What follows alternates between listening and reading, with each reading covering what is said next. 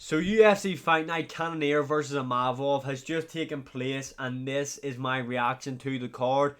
Overall, I really enjoyed this card, especially the main card. There was quite a lot of finishes on it.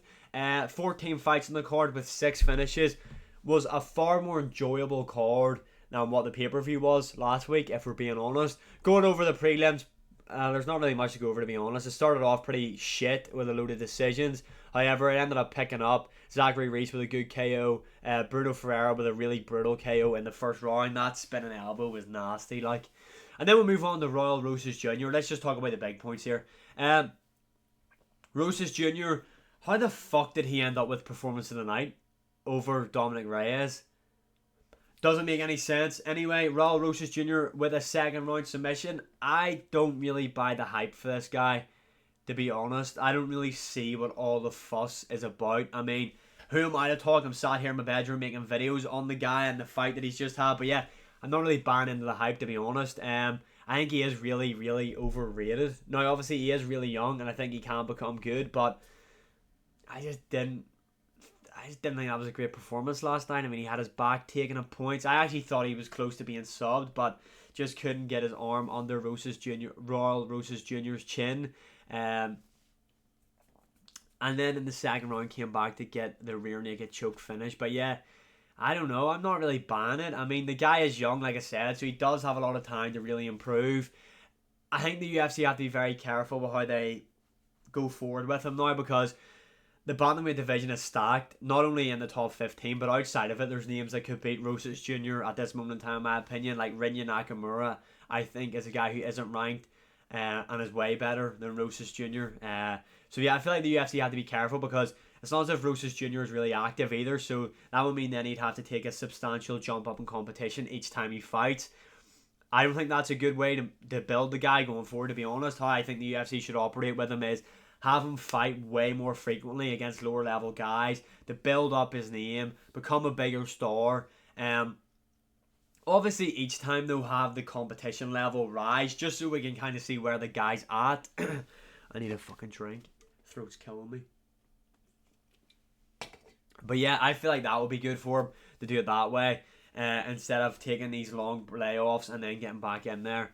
That's just my opinion. But yeah, overall, he done the business, didn't he? Got the win, got the finish, got the performance of the night bonus.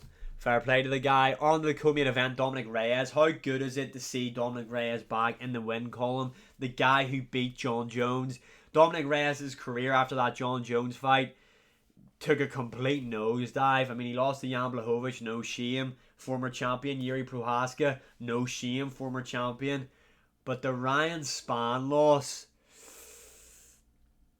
yeah, it just wasn't good. But going in there against Dustin Jacoby, my expectations weren't that high for Dominick Reyes going in there, to be honest. I kind of thought the guy just wasn't all that. I just thought it just wasn't for him anymore. I just thought the chin had really gone, and I thought he's going to get finished in here. And at points, Dustin Jacoby landed a right hand, I'm pretty sure, at one stage of the fight, clean on the chin, and I thought, it's not looking good, bruv, yeah? And then he started like winging in shots, but Dominick Reyes done a really good job staying very calm and composed in there, especially under the pressure of Jacoby, which led to Dominick Reyes being able to land that left straight right on the chin, and it really wobbled Jacoby. Dominick Reyes was always a heavy hitter, let's be honest. On his come up, this guy was wiping the floor with everybody, finishing them. He's got finishes over like Chris Weidman, etc. So big names the guy's finished. Lands that straight left, didn't rush the finish either, stayed very patient in there, and was able to land this brutal knee on Jacoby as well, dropped him. Jacoby, to be fair to him, is fucking tough. The guy got back to his feet, but essentially was out on his feet and ended up just like face planting the floor. Great to see Dominick Reyes back. I feel like the confidence now is back for him. I feel like that was really what he was missing. You've seen how much this win meant to him. You've seen him say, he's looking to start a family and all now, etc. So, nice to see for Dominick Reyes. A very likeable guy on the mic as well. Didn't make a call out, but I feel like he needs to keep this momentum going now. I feel like this will really help him. The confidence will really help him. I think get Dominick Reyes in there with the likes of Anthony Smith. I feel like that's a great fight. Let me know what you think in the comments below, but I feel like that's a really good fight for him. Moving on to the main event. Jared Cannonier versus Amavov. So this was a massive fight for the middleweight division, and I don't really think people were really talking about that. If Cannonier had have beat Imavov, sorry, my head's just fucked today. Imavov, yeah, if he had have beat him last night, Jared Cannonier was arguably should have been given the title shot next if he had won this fight. The guy is currently ranked number 4, but has wins over like the former champion and Sean Strickland. He's beaten Marvin Vettori. He's on a bit of a run, let's be honest. I think he's on a 3-fight win streak before this.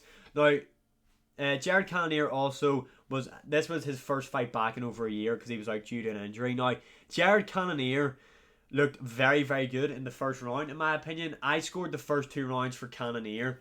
I think Imavov came on strong near the end of the second round, I believe, if I'm remembering it correctly, but I feel like the cage control that Jared Cannonier had in the earlier stages of that round kind of won him that, to be honest.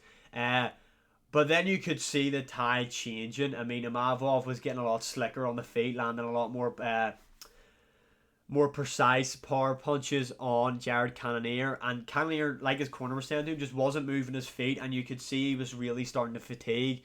Then going into the 4th round, Imavov cracked him in the round, the ear area, with a big right hand that completely knocked Jared Cannonier off balance. The guy was hurt. Jared Cannonier was all over the show. At points he even ran away. But when he ended up getting his back to the cage, he did let a right hook go. And at that point, yes, Imavov was still landing some punches in there, but it seemed like Cannonier had his legs back underneath him.